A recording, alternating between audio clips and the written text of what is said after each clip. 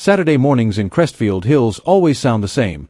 Sprinklers clattering in rhythm, distant leaf blowers humming, and that low murmur of suburban calm pretending everything's fine. Mine broke the pattern with a single snap.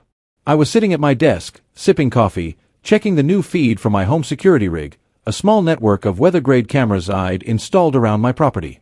Nothing fancy, just good hardware and a local backup in case storms rolled in or the power grid flickered. Then, the monitors blinked out all at once. 1 second I was watching the driveway. The next, every screen went black. Outside, something felt wrong before I even saw it. The air had that quiet, stunned pause that follows an accident. Then I spotted her, striding across my side yard like she was inspecting troops. Margaret Pierce, HOA president, mid-40s, posture carved from pure disapproval. She held a pair of pruning shears like they were part of her hand. "Morning," I said. She pointed the shears toward the eaves where the freshly cut wire dangled, swaying like a snapped nerve. "That's a violation," she announced.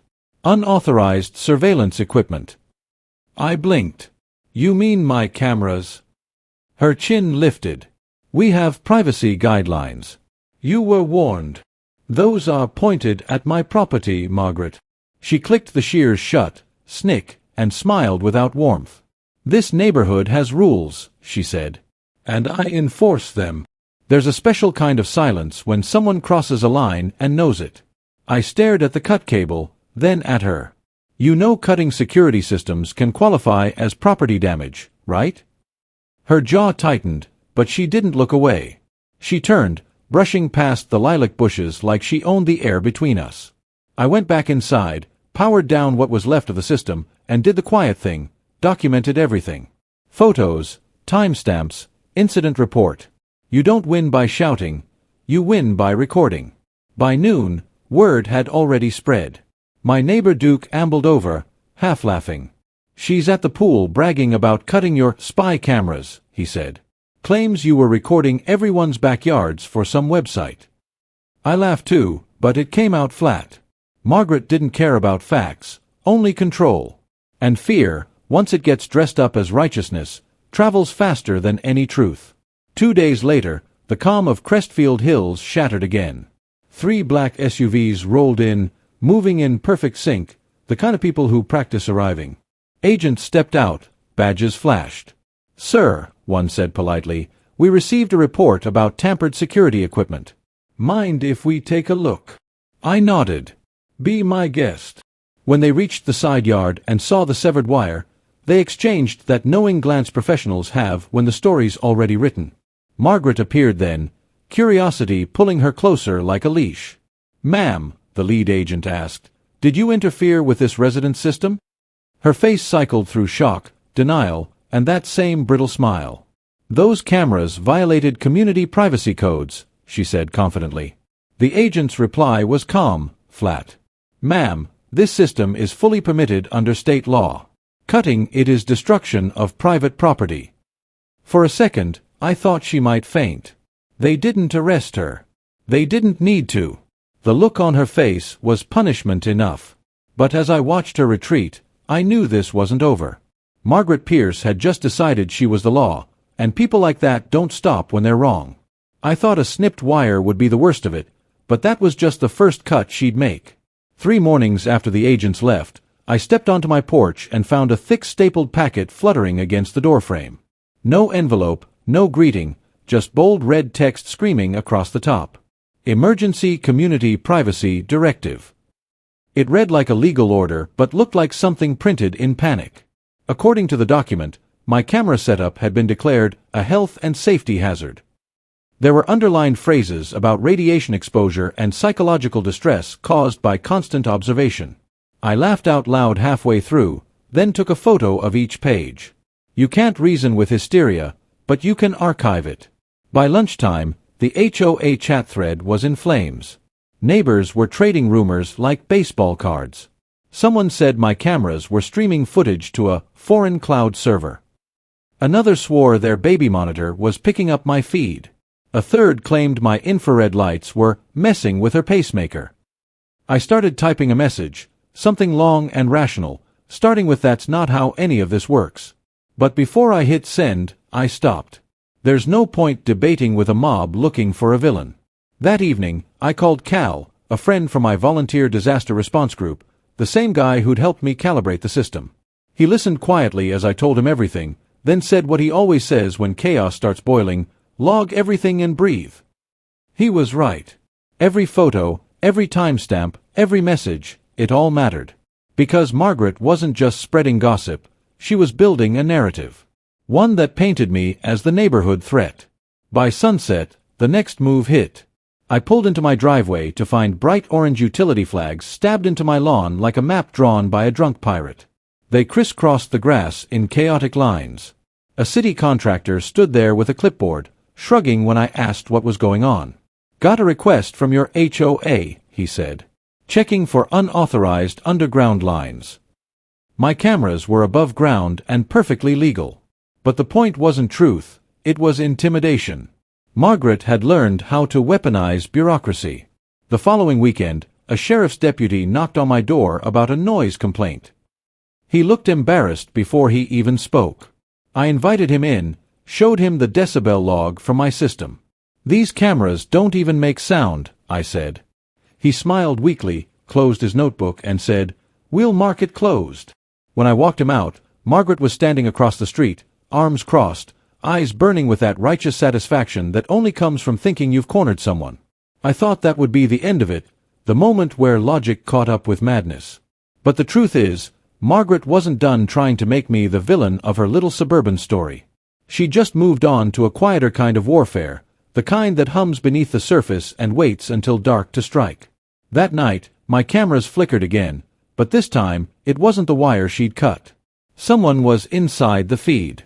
That night, my house felt different. The hum of the refrigerator, the faint ticking of the ceiling fan, even the air itself carried a nervous static. I sat in front of my monitor wall, watching the grid of live feeds that had once made me feel safe. Now, they only reminded me of how easily someone could twist safety into suspicion. Around midnight, the screens began to flicker. Not the soft glitch of lost signal, but deliberate, rhythmic interference, gray static that pulsed like a heartbeat. One by one, each camera froze for a split second, then rebooted.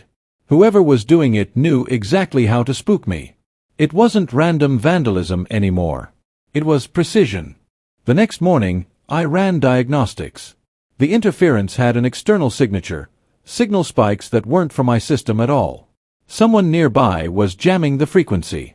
My stomach turned when I realized how far this might go.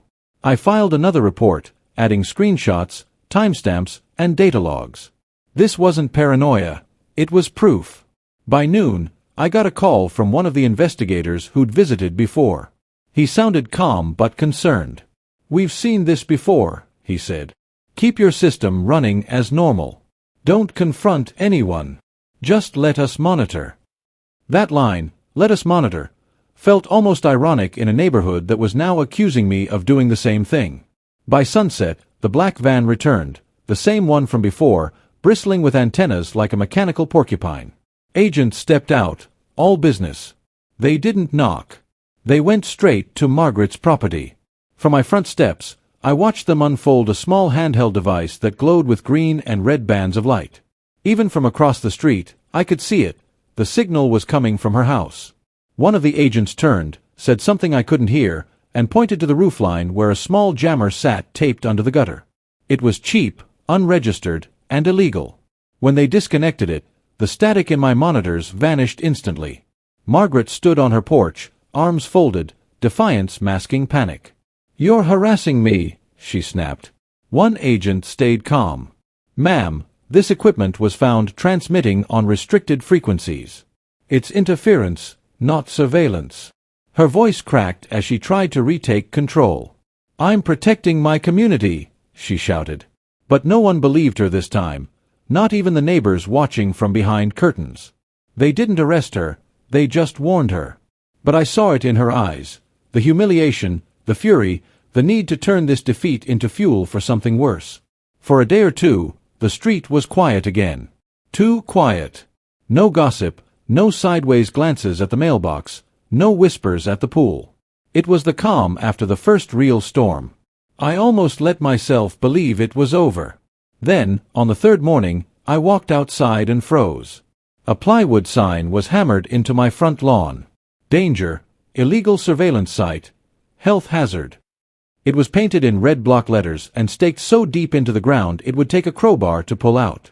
I laughed, not because it was funny, but because it was so perfectly absurd.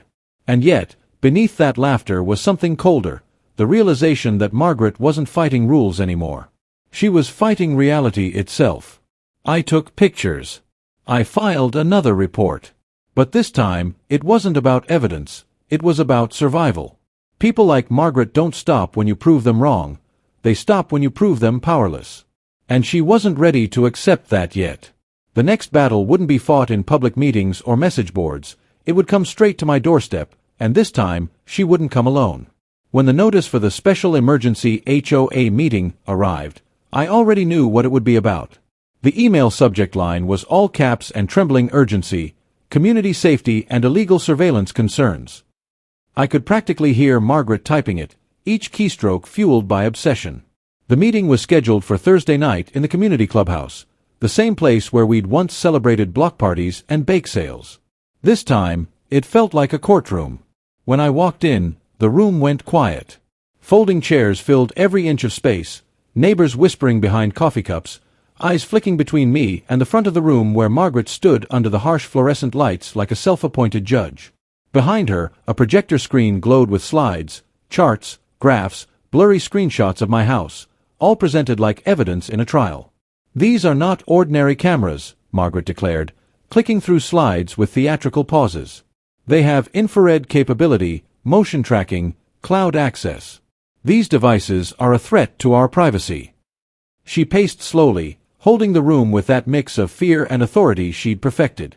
"This is our neighborhood. We deserve to feel safe in our own homes." The crowd murmured in agreement, though I could see the doubt in a few faces. Some looked away, ashamed to be part of the circus.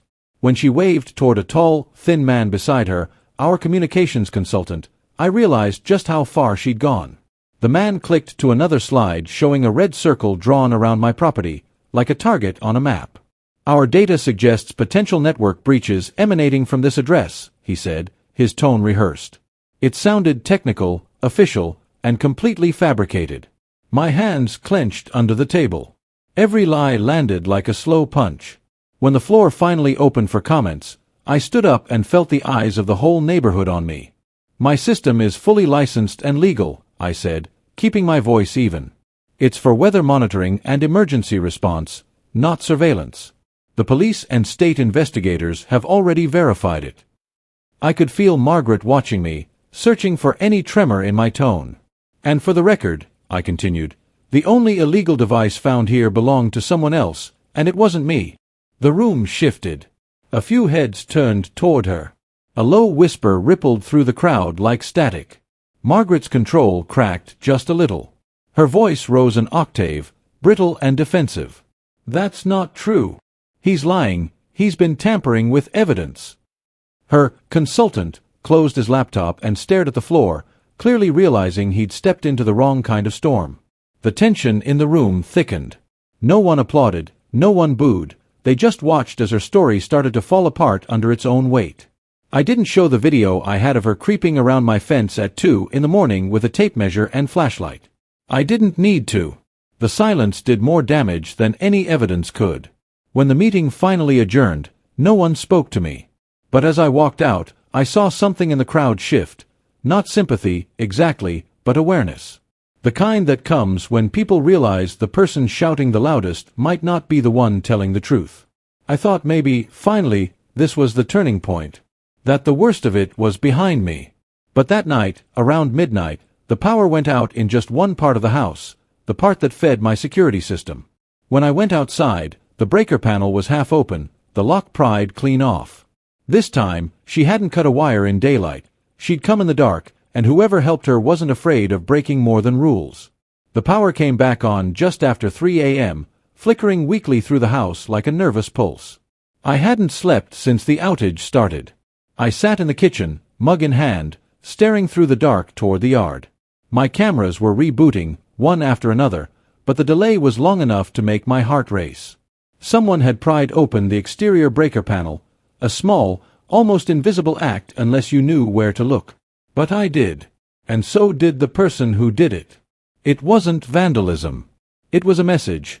We can reach you, even here. The sheriff came just after sunrise. Different deputy this time, younger, tired, but sharp enough to sense that this wasn't another neighborhood spat. He took photos of the damage, measured the boot scuffs by the panel, and frowned. This wasn't random, he said. Whoever did this knew what they were cutting. I nodded. He didn't have to say the name. Everyone knew who it was. But knowing and proving are two different languages, and the law only speaks one. He promised to file a full report and send a detective later in the week. I thanked him, even though we both knew Margaret wasn't waiting a week to make her next move. By evening, the silence of the neighborhood felt wrong again. It wasn't peace, it was tension pretending to be quiet. A few neighbors waved awkwardly as they passed, the kind of guilty half-wave people give when they've been watching your story unfold through gossip instead of empathy. Duke came by around sunset, carrying 2 coffees. "You good?" he asked. I shrugged. "Define good." He chuckled softly, but it didn't reach his eyes. "She's got people talking again," he said. "Claims your system's triggering medical devices now. Someone said it made their dog sick." I laughed, but it came out hollow. The truth was, every rumor she started gained a heartbeat of its own. The next night, the interference came back, but this time, it wasn't electronic. My cameras caught movement near the side gate, a shape darting across the corner of the frame, too fast to be a shadow. Then, a faint metallic click. I zoomed in and froze.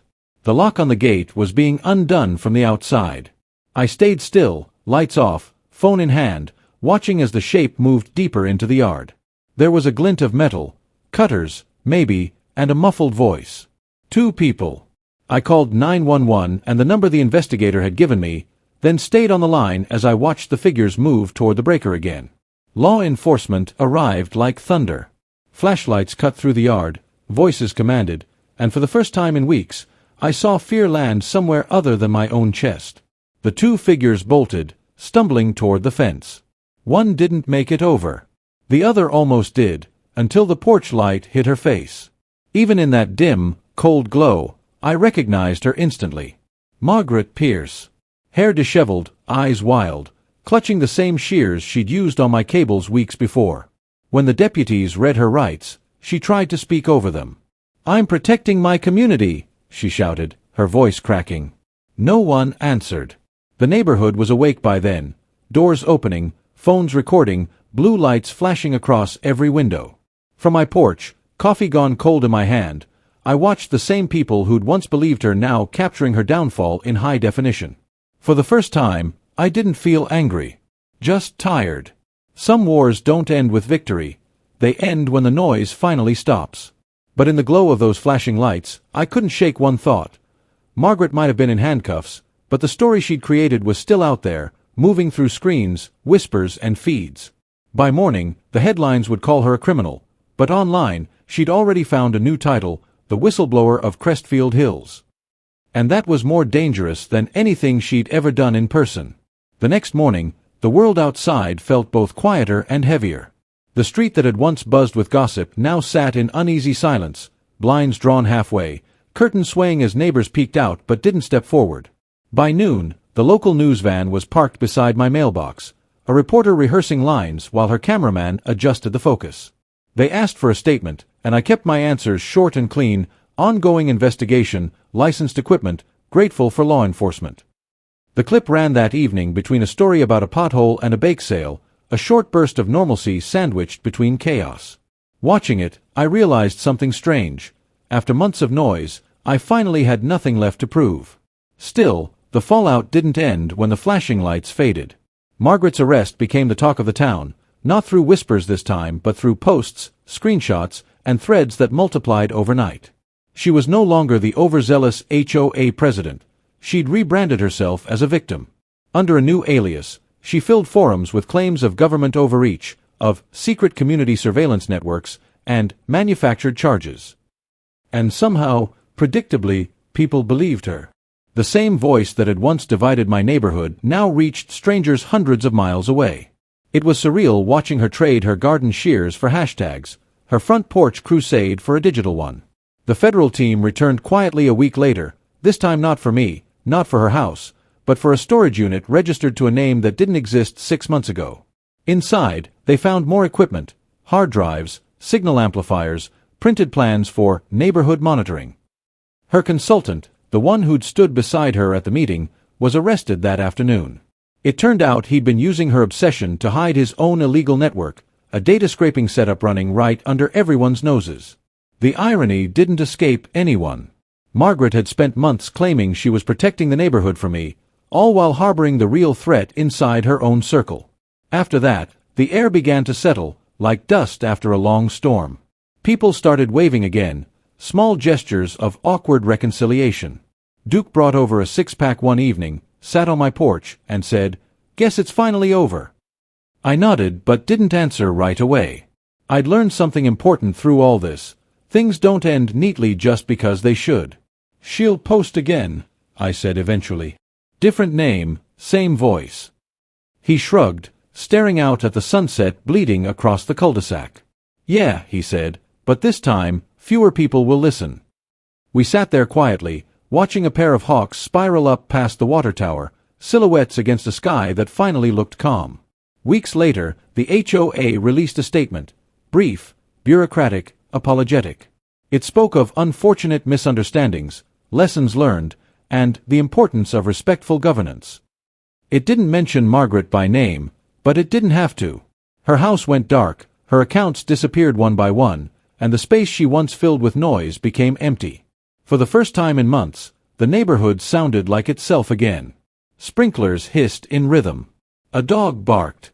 Kids rode their bikes past my driveway without looking twice at the cameras. Normal life returned piece by piece. That night, I sat at my desk, the soft hum of my restored security system steady in the background. The screens glowed gently, showing nothing more dramatic than wind in the trees and porch lights flickering on. I thought about everything that had happened, the lies, the threats, the way paranoia can bloom in the cracks of control. And I realized something I wish I'd known earlier. Power without accountability isn't strength, it's noise wearing a badge. Real authority doesn't shout, it documents, it endures, it waits.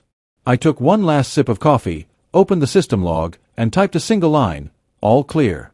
If you've ever had a Margaret in your life, someone who mistakes control for care, tell me how you handled it.